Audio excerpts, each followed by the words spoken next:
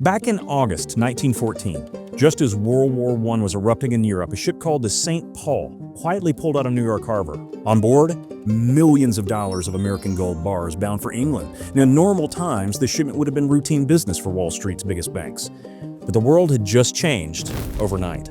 I'm John Hicks, and this is Fine Print, the forgotten footnotes of financial history. That summer, Europe was plunged into chaos. On June 28th, Archduke Franz Ferdinand was assassinated. By early August, Britain and Germany were officially at war. Suddenly, the Atlantic, usually a busy shipping lane, turned into a danger zone patrolled by German U-boats, all hunting for valuable cargo, and gold was as tempting as it got. Now, officially, the United States had declared itself neutral, staying out of Europeans' conflict, but America's banks had quietly become the financial backbone for European powers. Now, huge amounts of European debt passed through banks like JP Morgan and National City Bank, and gold was critical. European countries needed physical gold to settle debts so they could stabilize currencies and keep the economies afloat. Now, on July 31st, 1914, the New York Times ran the headline, "Gold shipments to Europe continue despite war rumors." Every crossing suddenly felt like rolling the dice. Newspapers were breathless. German cruisers might be waiting. Now, one persistent myth suggested that the Lusitania had secretly been carrying gold before being sunk by a German submarine.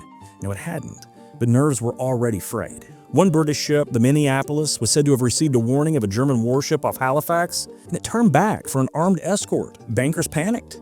They started changing trading routes, they paid higher insurance rates, and they held the gold in vaults even longer, just to try to avoid catastrophe. Even JP Morgan himself, known for keeping his cool under pressure, admitted in letters that gold shipments were giving him sleepless nights.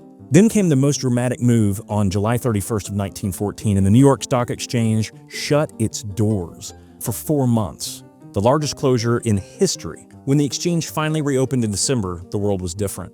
And almost lost in that shuffle, the Federal Reserve had just been created. Signed into law by President Woodrow Wilson in December of 1913, it was so new that his staff was still just trying to figure out their jobs. Yet overnight, they had to step in, helping organize the banks, redistribute the gold, and keep the whole system from completely unraveling. Now, eventually, these crises pushed America to rely more on a central banking system. Decades later, the country would step away from the gold standard entirely and create a much more stable and flexible economy. Now, today, whenever you hear about the Federal Reserve stepping in during a financial emergency, you're seeing the lasting influence of those tense months of 1914, when the global financial system was nearly undone by nervous bankers, submarines, and ships full of gold. And next week, we're jumping into the 1980s. Junk bonds, hostile takeovers, and a guy named Michael Milken who tried to buy the MGM just to prove that he could.